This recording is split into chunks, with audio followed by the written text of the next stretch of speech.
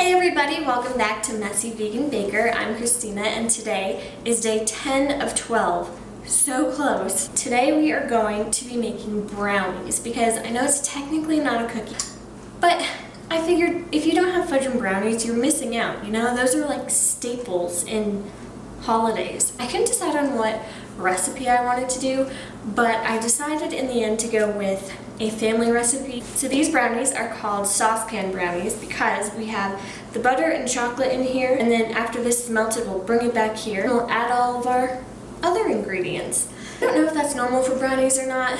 To be honest, I've really only ever used this recipe or a box brownie.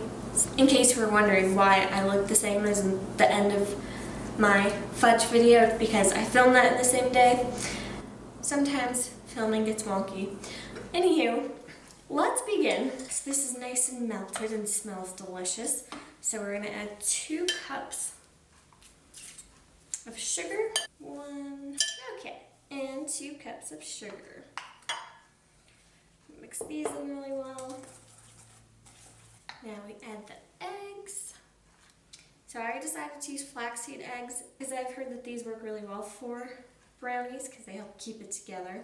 But honestly, you could probably use any eggs as long as it's for any like vegan type of eggs. So you could do bananas or pumpkin if you wanted to. That's looking beautiful. We're gonna add in vanilla. This is actually the consistency that I remember it being at when I wasn't vegan and made these with actual eggs. So that's always a really exciting sign. 1/2 teaspoon of salt, 1½ cups of flour.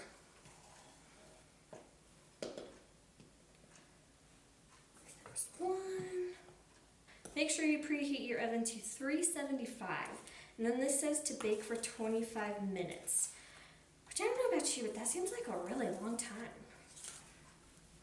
Hurrah! Now this doesn't say what type of, or what size pan, so I'm going to do a 9x13. Beautiful. And it doesn't call for this, but brownies are so much better with extra chocolate. We're going to use some of my Simply Balanced semi-sweet chocolate chips and just pour a few in there. I'm going to grease this and then we'll stick this in there. And then at some point, the oven will be ready. You really want to make sure you grease the brownies really well. And a cool trick I learned, I think you're technically supposed to put butter, but whatever. So you put the spray, and then you can put flour, or because they're brownies, you can do Hershey's cocoa, and it's like the same thing. Whee! Whee! I think that's good. So this is ready, nice and mixed. This is nice and greased. The oven is still heating up. I remember as a kid, if I was helping like my mom or my dad bake, I would always try to keep as much in the pan as I could and like spread this out as well as I could so I could eat the rest of this. Did anybody else do that? It never really worked. My parents would be like, why are you leaving so much in the pan? Because I want to eat it. Perfect timing. So these are going to go in the oven. I'm going to do 10 minutes, flip them 10 minutes, and then see if they need that extra 5 minutes. So I'll see you when these are baked. Okay, you guys, so they baked for about 22 minutes. Pulled them out. They still didn't quite seem baked, but the top is clearly done. Which is something I think that normally happens with these brownies.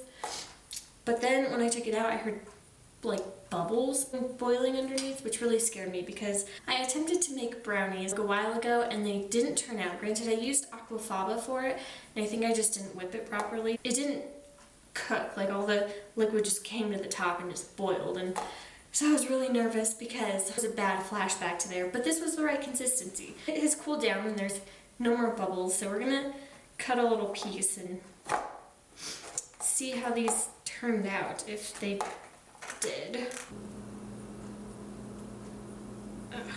So the ends are super tough, but the insides are super gooey. So overall, I think there's a lot lot of melted chocolate chips, which makes it delicious. I think it's just super fudgy, and isn't that what brownies are supposed to be? So the edges are a little burned, but those are easy enough to cut off and make into sprinkles or something else if you want, or throw it away. I was really nervous because I wasn't sure if it was actually cooked, and then the bubbling, I thought, oh my gosh, like, it's always scary when you bake. I will link the recipe down below. If you do make these, butter the pan really well, and then maybe like sift a butt ton of cocoa powder on the bottom and the sides so that it doesn't stick. Maybe turn the temperature down to 350. Maybe if it was a slightly lower temperature, it wouldn't burn the outsides, but it might also not make it gooey. I'm very pleased with these brownies. I think everyone will love them. I think generally people tend to like fudgier brownies, and these are definitely very fudgy. So we can do like brownies and then ice cream and then the hot fudge on top.